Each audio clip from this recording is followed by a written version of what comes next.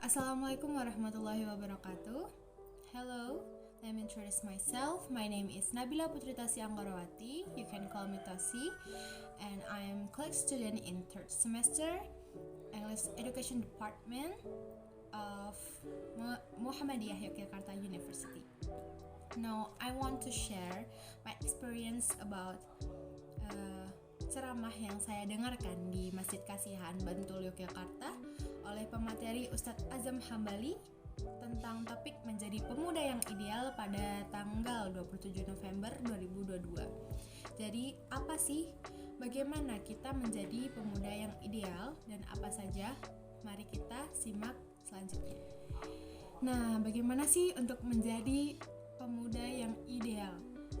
Sebenarnya banyak sekali tata cara untuk kita menempuh sampai fase tersebut. Sepatutnya kita ketika masih muda memaksimalkan tenaga, kesehatan yang diberikan oleh Allah Subhanahu wa Ta'ala untuk menjadi pemuda yang ideal. Menurut Ustadz Azam Hambali, tata cara untuk menjadi pemuda ideal itu ada 3. Yang pertama yaitu menjadi pemuda yang bisa memimpin dengan adil. Yang kedua, menjadi pemuda yang rajin beribadah. Dan yang ketiga, menjadi pemuda yang bisa memakmurkan masjid. Nah, mari kita bahas poin yang pertama, yaitu menjadi pemimpin yang adil itu bagaimana menurut Islam. Menjadi pemimpin yang adil tentu tidaklah mudah. Perlu pengalaman dan kesabaran yang tinggi untuk menghadapinya. Perlu menurunkan hawa nafsu emosi, serta tidak boleh membeda-bedakan orang lain.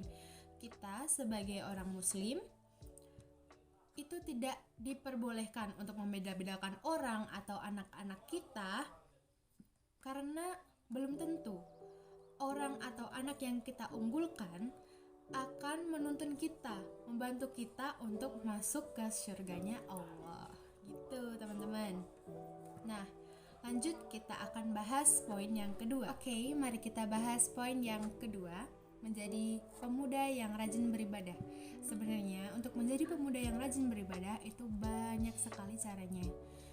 Kita mumpung masih muda, kita tuh harus berlomba-lomba untuk berbuat kebaikan, rajin beribadah kepada Allah, mengingkari kemungkaran, karena kita tuh masih diberi tenaga dan kesehatan yang baik, yang cukup untuk melakukan hal-hal tersebut gitu. Kita hidup itu bukan hanya memikirkan tentang duniawi saja, tetapi kita juga harus memikirkan tentang akhirat. Kita tidak boleh berfoya-foya karena apa? Karena hidup di dunia itu cuma sekali. Jadi kita tuh harus mempersiapkan bekal untuk di akhirat nanti gitu, teman-teman. Karena kata Ustadz Azam Hambali, sebaik-baiknya orang adalah yang bertambahnya umur, tetapi juga bertambahnya amal ibadahnya. Dan secelaka-celakanya orang adalah yang bertambahnya umur, berkurang amal ibadahnya. Begitu, teman-teman. Terakhir, menjadi pemuda yang bisa memakmurkan masjid. Nah, menurut teman-teman, kegunaan masjid itu apa aja sih? Tempat sholat? Hanya itu?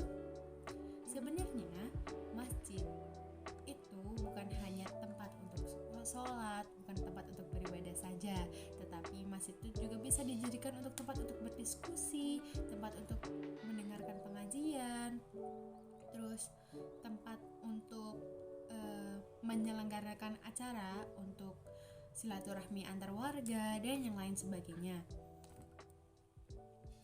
Semua dapat dilakukan di masjid kecuali berdagang dan hal-hal yang negatif ya, teman-teman.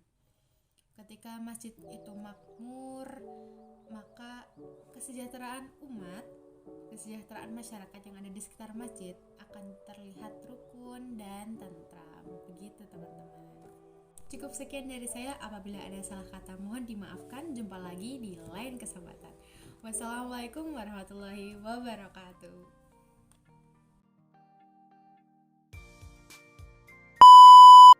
Terakhir, masjid itu tuh tempat. Cukup dari saya. Jumpa lagi